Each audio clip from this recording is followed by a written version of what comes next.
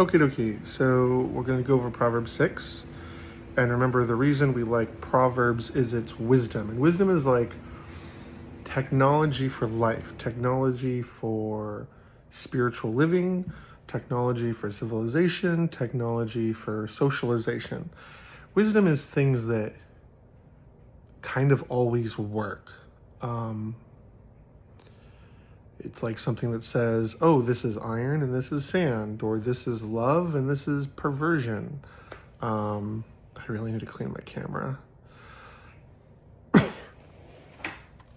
Wisdom is really important to me because I've been able to do a lot without a lot of suffering in my life. I kept the rules of the Bible, and that allowed me to have a lot more control than a lot of people in my life. I've had a lot more free time than a lot of people in my life. Things have worked correctly for my life. Most days on a scale of 1 to 10 of how like happy and full of joy I am, it's an 8. I can go up to a 13. I've gotten to see angels. I've gotten to see heaven. I've gotten to see miracles. So yeah, I've been really accomplished, and this is all because of the book of Proverbs and my spiritual training. Because when you understand the wisdom of the Bible, you understand how God works and then the universe works. So you can work very well and not waste your efforts and keep your resources. Okay, so Proverbs 6. This section is called Financial Entanglements.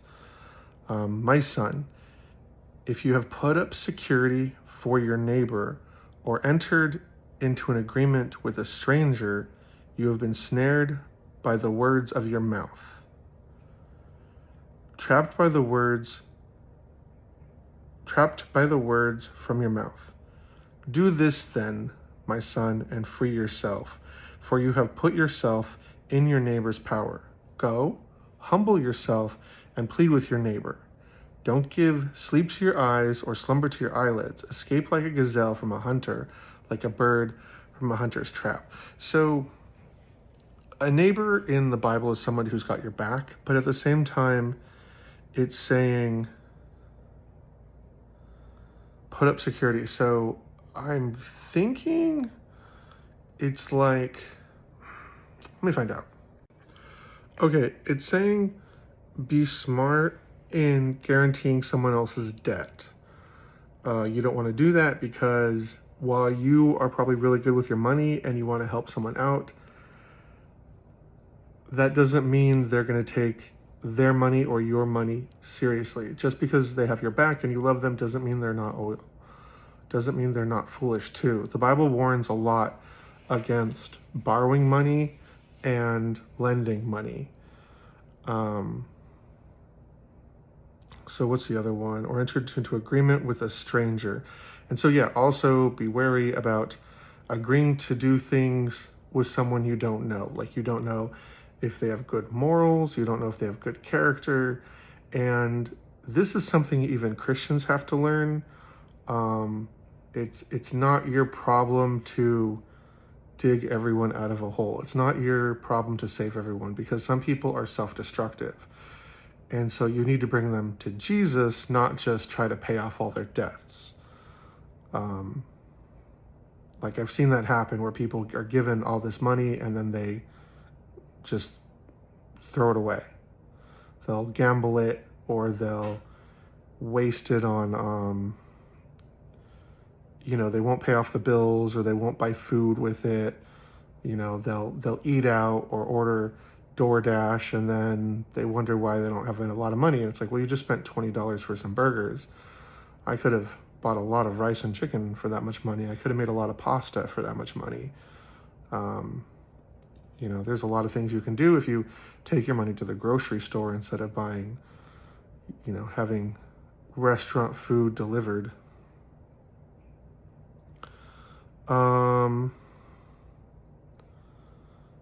Do this, my son, and free yourself. So it's saying before it's too late, don't have a big ego. Go and tell the person, you know what, man, I'm sorry, I'm not able to do it. Like, I really want to, but I don't. So for example, so when some of my close friends ask to borrow money, not my close friends, when my neighbors, right, some people that kind of have my back and I have theirs, neighbors kind of like a level of friendship below a friend. When they ask for money, I'll usually say like, look, I can do this one time. If they want $50 or $100, I'll say, hey, look, I can do this one time, but not twice. And they'll say like, okay. And then when they come to me again, like, hey, I'm sorry. Oh, but this and that, like, I'm sorry. Like, that is all I can do. This is another good reason to be involved in a church. When churches, I've known very many people who, like, Christmas came and they didn't have money for their kids, and the church gave them like $300 for Christmas presents. The church I went to in Costa Mesa, they had a storage room full of food, and every day you could come and get 2 grocery bags full of food, every single day. And they had milk too. Yeah, churches will look out for you, and then churches will also do great things. They'll ask questions like, well, why don't you have a job? You don't have a car. Well, okay, well, let's get you a bus pass. Or let's try and find you a close job. Let's see if these gas stations are hiring. Or, this guy over here, he's got a company and he can pick you up. Like heaven and churches will really get involved and make sure you're okay. What are you spending your money on? What are you doing? Like, oh, my husband's gambling it away. Okay, let's talk to your husband. Let's pray for your husband. Let's heal his wounds. Let's heal his mind. Let's heal his drug habits. Let's heal his alcohol habits. Let's get him back in church. Let's see if we can get you some online programs. What do you like to do? You want to be an engineer? Let's pay for some engineering online courses,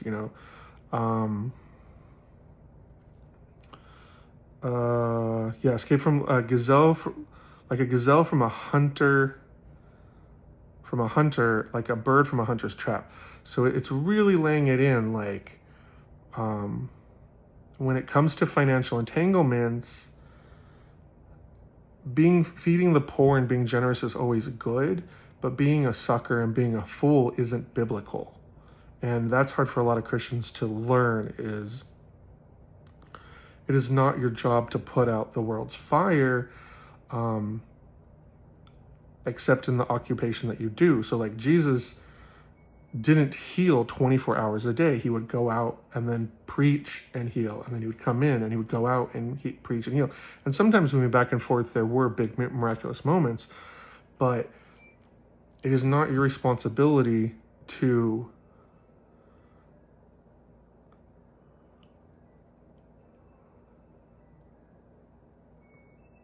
be unwise, to be idiotic, to be more than you are.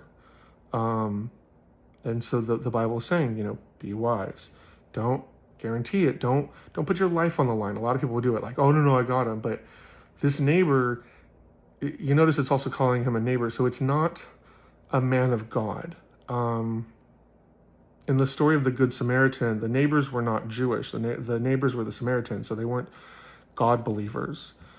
And so we also need to consider that as Christians, we weigh reality, we weigh righteousness, we weigh money, we weigh our time and our efforts differently than other cultures. You know what I'm talking about. A lot of cultures will spend a lot of time being drunk, or a lot of cultures spend their time, it's okay, gambling a lot, or playing around with a great many women. And in our culture, in the culture of Christianity, we try to save our money, we try to make good choices, and you have to accept that not everyone is wise and intelligent with their efforts. And so you need to be careful putting your life on the line and your liveliness, like your income and resources, against just everybody. And it is very important to say no. I gotta go make some more rice for work. Okay. Man, I'm drinking so much water. It's like my 4th glass. I wonder if decaffeinated coffee dehydrates you. Okay, so the next section is called Laziness.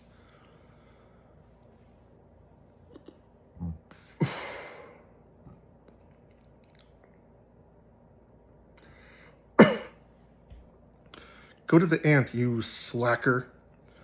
Observe its ways and become wise. Without leader, administrator, or ruler, it prepares its provisions in summer. It gathers its food during harvest. How long will you stay in bed, you slacker? When will you get up from your sleep?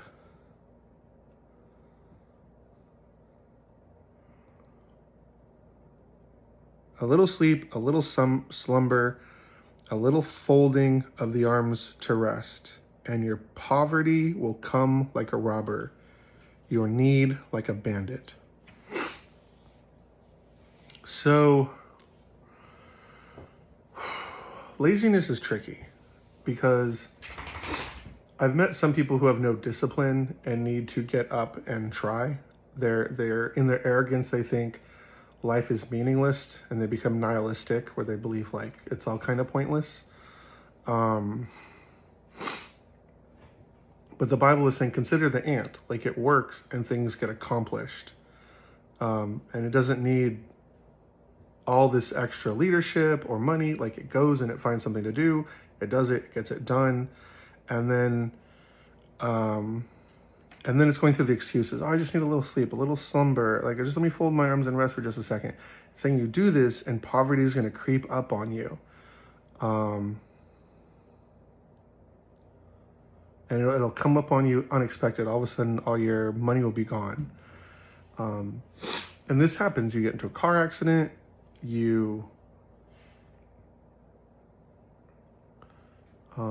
Suddenly there's a medical bill. Suddenly you need to travel for an emergency.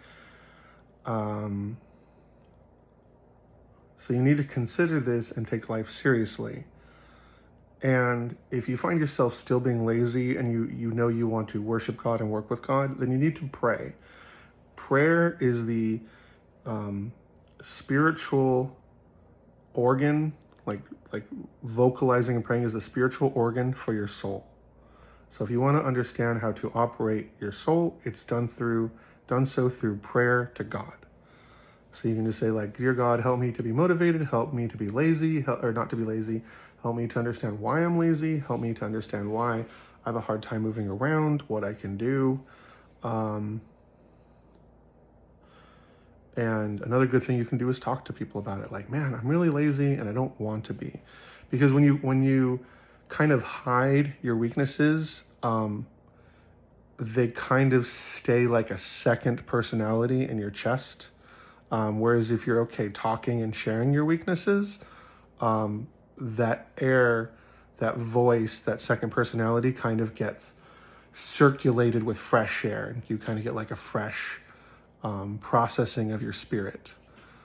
This was a big realization that helped me get off of pornography. I found a friend and we talked, and she talked with me, and it was that talking that allowed me to air out my spirit.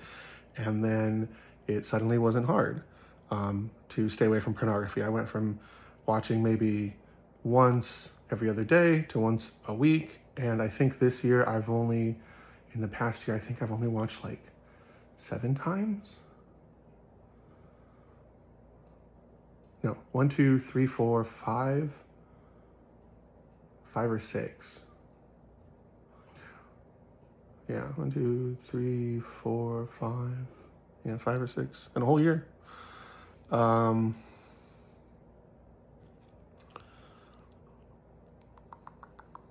Okay, so the next section is called The Malicious Man. A worthless person, a wicked man, goes around speaking dishonestly, winking his eyes, signaling with his feet, and gesturing with his fingers. He always plots evil with perversity in his heart. He stirs up trouble. Therefore, calamity will strike him suddenly. He will be shattered instantly beyond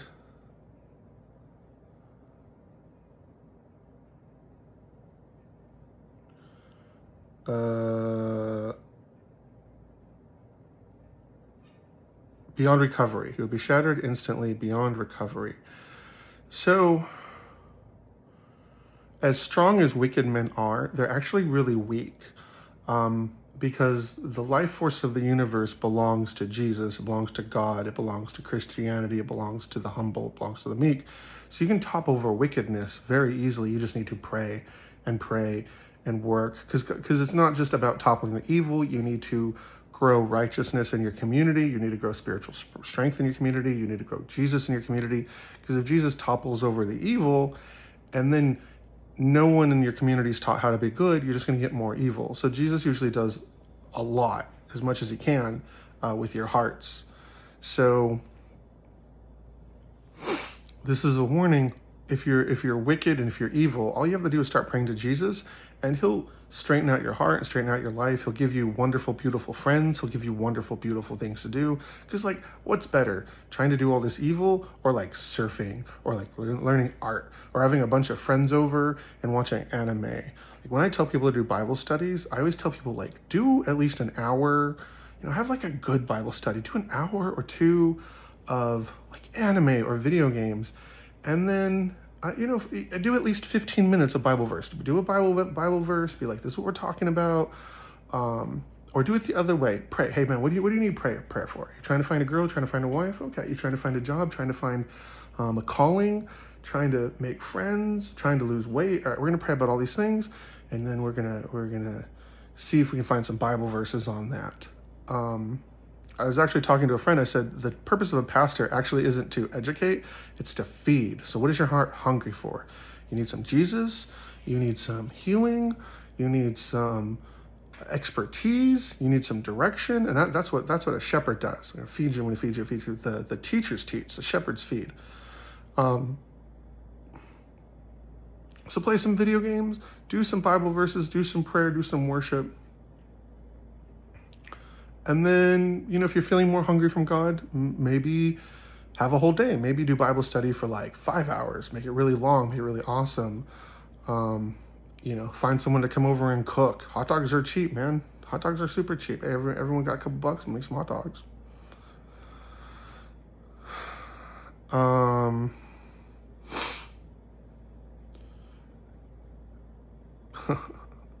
If you really want to, say like, hey God, and you maybe find some girls that are interested in Bible study, and now you have some potential wives. Now you have a potential great future. Just remember to spend time, praying with your wife. Keep your marriage happy. Okay, so anyways, you don't want to be malicious, even though it seems like you're giving something up. It's a fake giving up. You're not giving up anything you actually want. It's a lie by the demonic realm. Nobody wants to be evil. It's just a lot of evil people are so poor they don't know how to give it up. So you need to ask God for stuff. Be like, hey God, I need some friends. I need like a path I can take in life, and then I'll give up my evil. And then like you'll see some friends. You're like, oh, I got some friends now. Like I need something to do. Like, oh, you're gonna learn music, or you're gonna learn, find some buddies to go to anime conventions, or take up pickleball, or do Spartan racing, something like that. Just don't stay malicious, because it's not worth it. Take it from me. I love you guys. I want you to be part of my spiritual family. Okay, the next section of Proverbs 6 is called What the Lord Hates. The Lord hates 6 things. Ooh, that's interesting. The Lord hates 6 things. I'm sure there's other things he hates, but this must be like, oh, wait. The Lord hates 6 things. In fact, 7 are detestable to him. So is that 6 or 7? Why are you saying 6 or there's 7? Maybe the last one's like super duper. Oh, he hates 6 things, but 7 are detestable. Okay, so 7 detestable things. 6 things he hates. Arrogant eyes. Okay. Super arrogant. Hoity-toity. Oof. I'm arrogant. Okay. What's next? A lying tongue. Yeah, that makes sense. In America, we live in kind of like a Christian type society, but these are good things to look out for. You can tell people like, hey, do you need help with prayer or anything? Like, look, man, I love you, but like you're going in a direction I don't think is wealthy in the future. You're just going to burn out. It's great that you're living your best 20s, but you also have your 30s, 40s, 50s, 60s, and 70s, man. Hands that shed innocent blood. Don't murder, right? Murder's bad. This is why you want to believe in Jesus, so you can be full of the Holy Spirit and have actual power and affect your life, self-determination, right? That's part of Jesus's power. So you can plan out and do epic things and then be cheered on by people for being epic. Like, ooh, look at this thing I just did. And people are like, yeah, and that's better than murdering. Doing great things. You learn how to art, you suck in the beginning, and then after a couple years, you're drawing manga and drawing comic books and posting comic books online, people buying your comic books, and you don't got to sell a lot. I tell people like, oh, I don't know if I can make money on YouTube. I'm like, man, you get a couple 100,000 followers and you can quit your job. You might not be a millionaire, but $100,000 a year, and you don't have to work. Then you draw comic books all day and have people come over and talk about comic books. Like, that'd be awesome. What's the next one? What's that? A heart that plots wicked schemes. Don't plot wicked schemes. If you have a heart that plot really good stuff that makes God happy, and then everyone will be happy, and then you can have lots of parties where everyone is happy and you eat food and do cool things. Be a party planner, man. If you're someone who plots wicked schemes, pray about that, right? Tell God, like, oh, help me with my mind and these voices, because demons are probably talking to me, and maybe witch spirits, but God, help me with purity. I know it sounds a little sheepish to ask for purity. Oh, purity.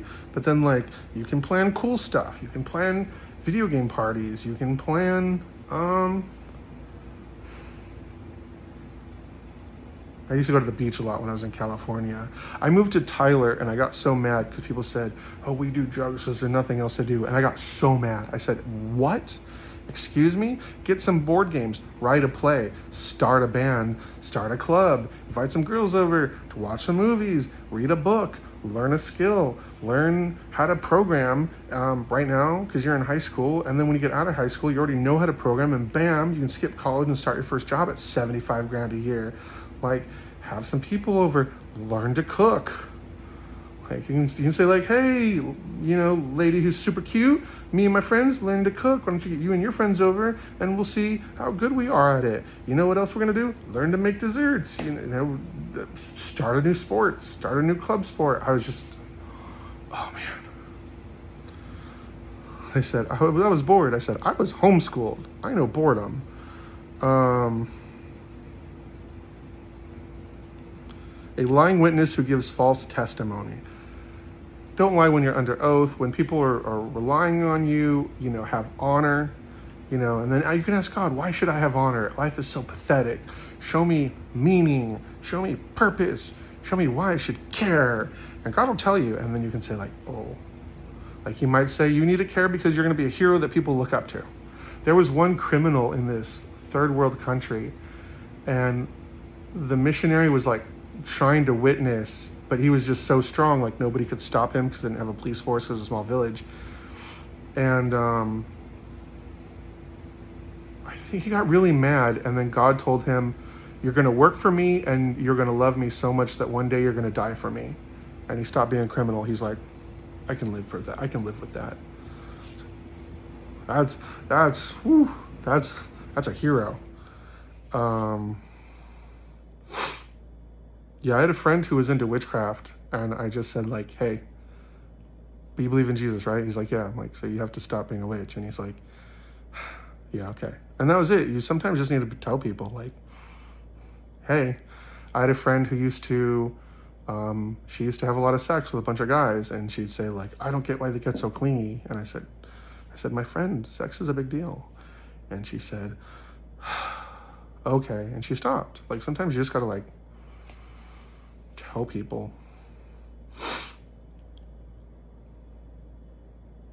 And one who stirs up trouble among brothers. So people just starting trouble for no reason. And if the troublemakers are hard because they have a really strong personality, so you have to talk to them and say like, hey, instead of doing this, let's be creative. You want to write a book? Like, you can't be doing this. And so I always kind of attack people with righteousness. Not hard, but just like, righteousness exists, man. Like, what are you doing? I had a friend who used to like get real angry with his parents all the time. And I'd say, what are you doing? And he said, well, we could do it this way. And I said, yeah, but they don't want to do it that way. So who cares? Well, but they told me they wanted it. Yeah, but now they're saying they're not. So who cares? Let's go. Okay. All right, how many more is there? Wow, Proverbs 6 is really long.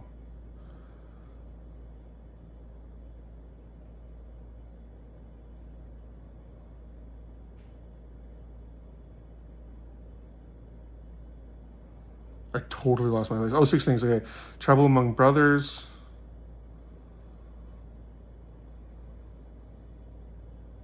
What the Lord hates. 16 through 19. 16 through 19. Oh, okay. Yes, that's it. The next one is warning against adultery. I wonder if these are too long. Whatever.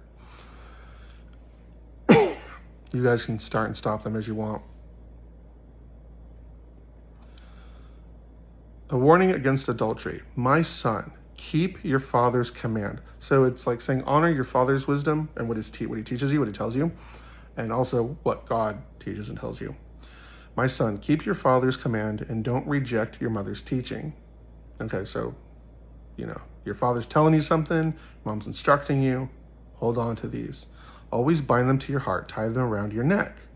So, these are real big deals. So get them get them locked down. When you walk here and there, they will guide you. When you lie down, they will watch over you. So it's explaining how good habits help your life in a sort of metaphysical, sociological sort of point of view. When you go from here to here and there, they will guide you, right? Like not being malicious, not lying. People are going to know you're trustworthy. That'll help you make further relationships. When you lie down, they'll watch over you. It'll keep you out of crime. It'll keep you away from things that'll eventually poison your life. When you wake up, they will talk to you. So, for example, I believe it says somewhere in the Bible, the Holy Spirit will remind you of the Bible verses you've learned. So you'll have these memories of the teachings of your father, or in this case, the teachings of the book of Proverbs. For a command is a lamp, teaching is a light. So we have the lamp and the light. So it lights your way in the dark and helps you move through life in a much easier, more practical way that's more profitable, that watches over you, that helps you gain friends, that helps you work supernatural miracles, that helps you stay true with God, that gives you supernatural protection, that helps you get a good wife, that helps you get a good family, that helps you leave a good legacy, that helps promote you to heaven. So there's all these benefits to working according to the brilliance that the universe has been created to operate in.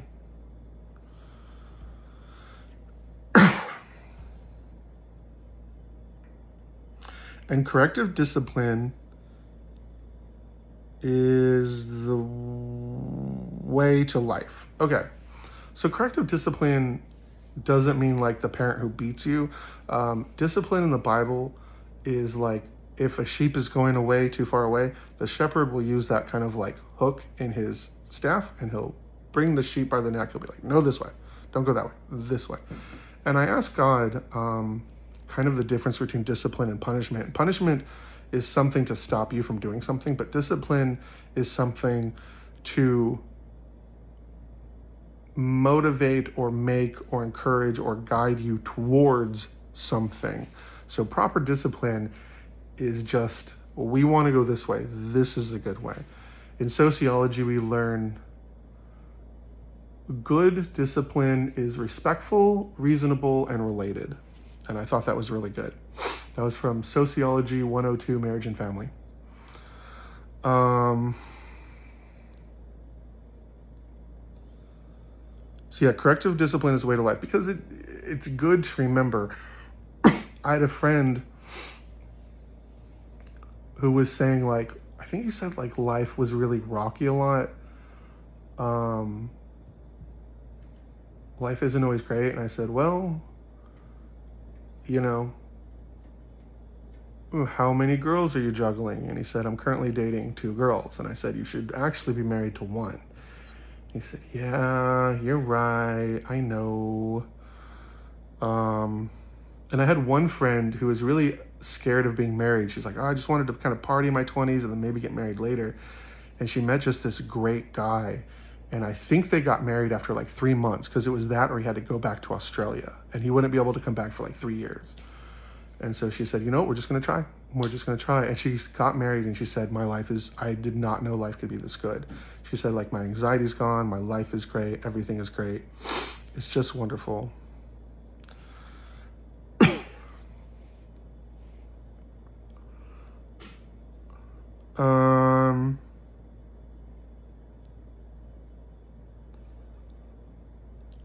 They will protect you from an evil woman, right? Like a seductress, like somebody on a pornography site like OnlyFans who's trying to pretend they care about you when all they care about is your money.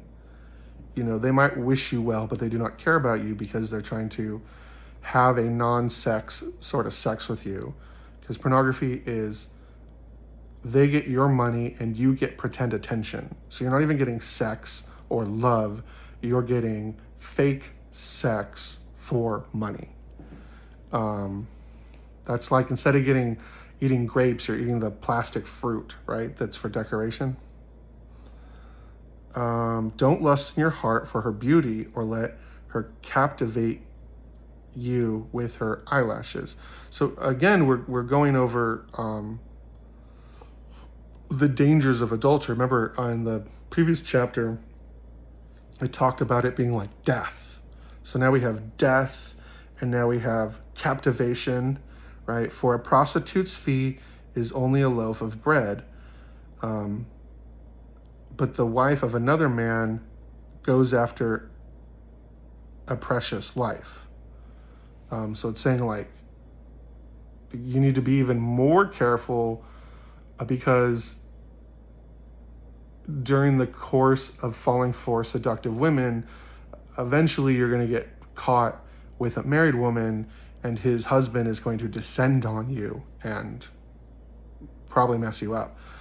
Let's see. Can a man embrace fire and his clothes not be burned? So see how the Bible's saying this is a really big deal. It's a really big danger. And some people need to be told this. They're not seeing it the best way, and the Bible's trying to light this up. Like, this is the way we do this, and this is really important because you want the best for your life and your kids and your friends, right? Especially if you've grown up really poor or without parents, you don't know this stuff always. I tell people, you know, you don't elect Christians. We don't teach Christianity. Christianity is like the only thing that says you have to be moral.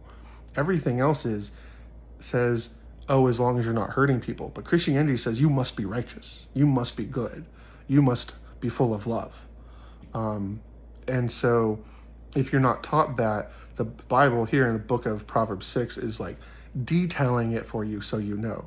Can a man embrace fire on his clothes and not be burned? That's how dangerous having sex with a married woman who's okay with cheating is. That's both spiritually and then physically or socially.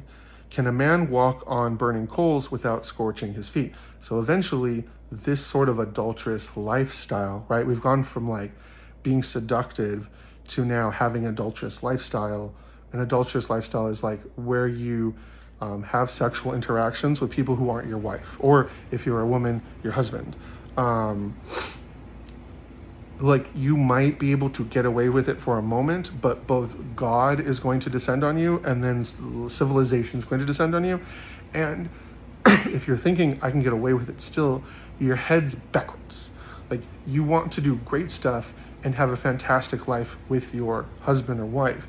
And if you're not, you can tell God. You can be like, hey, God, you said I was going to have a fantastic life. What's wrong? Am I doing something wrong? Are you doing something wrong? Is he doing something wrong? Is the environment doing something? Why is my life not great? And then God will tell you. He'll say like, oh, have you gone to Disneyland in a while? Have you gone outdoors in a while? Have you had a movie night in a while? Like, what are you not doing? Like, maybe he's not doing. I've heard him say to some women, like, okay, I need you to humble yourself. I'll work on him, but you have to humble yourself.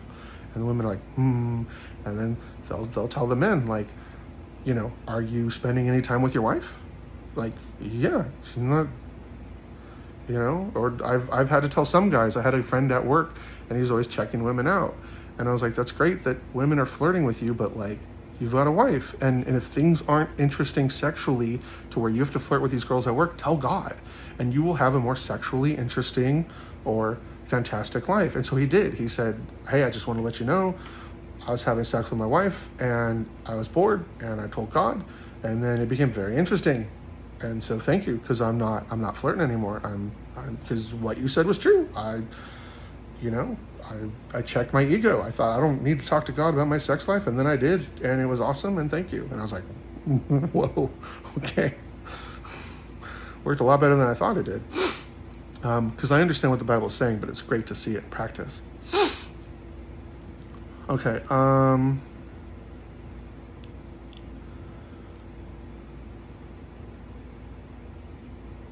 So it is with the one who sleeps with another man's wife. No one who touches her will go unpunished. So like consequences are coming, and it's not worth it. We need to be going towards goodness and life and awesome, not giving up, right? Because a lot of times when we cheat, we think, oh, this is as good life's going to get, so I might as well get it while I can get it. And that's a stupid way to live, because that's not righteous and that's not good. And we know that God does good because when we pray, he brings good things. And if you don't know that God is good, ask him for some things. Say like, God, I want some friends, or it'd be really great to go on a date, or God, I feel like I'm really fat. I want to get back in shape. Can you give me good ways to do this? And then, he won't just point at a gym. He'll like get some buddies. Like, hey man, we're gonna go to the gym. You want to go to the gym? Go to the gym. Talk to some girls.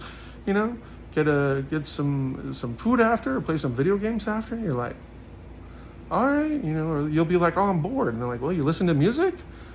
No, come to the gym. Listen to music. We'll hang out. It's a little boring first week, and I was bored the first week, and then I'm like, gym's not so bad. You listen to music, it's kind of like hanging out with myself, just like getting in shape, and I've lost 10 pounds these last 3 weeks.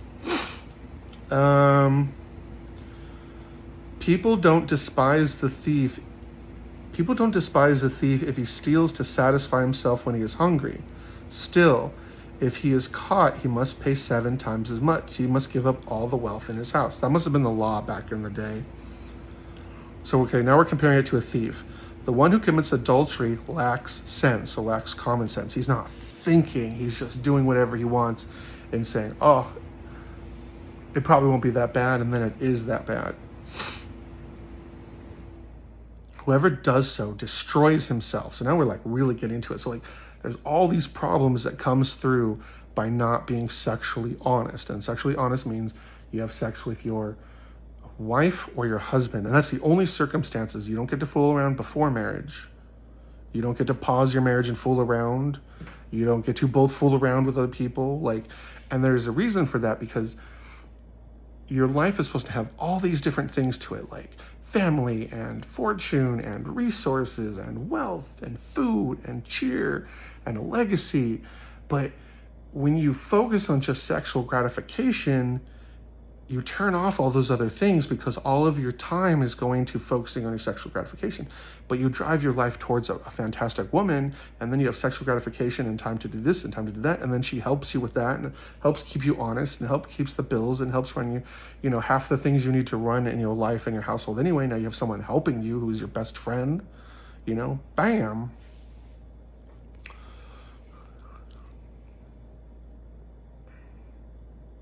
The one who commits adultery lacks sense. Whoever does so destroys himself. He will get a beating, and dishonor and disgrace will never be removed. And we're seeing that now, because we're seeing all the porn stars say they regret it, because it's following them forever, because you can't delete the internet. So we see no sense. You destroy yourself. You've stolen from yourself. It's burnt your honor within society.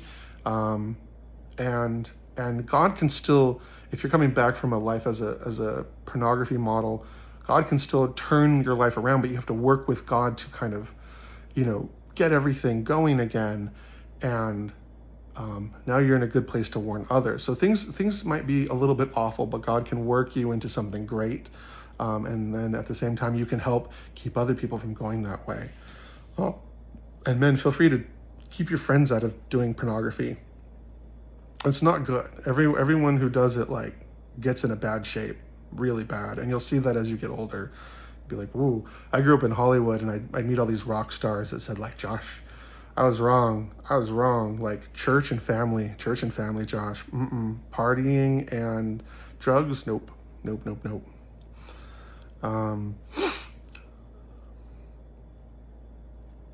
For jealousy enrages a husband, and he will show no mercy when he takes revenge. He will not be appeased by anything or be persuaded by lavish bribes. So yeah, you'll break just so much. So that's Proverbs 6. I hope it wasn't too chatty. I love you guys. Something to think about. And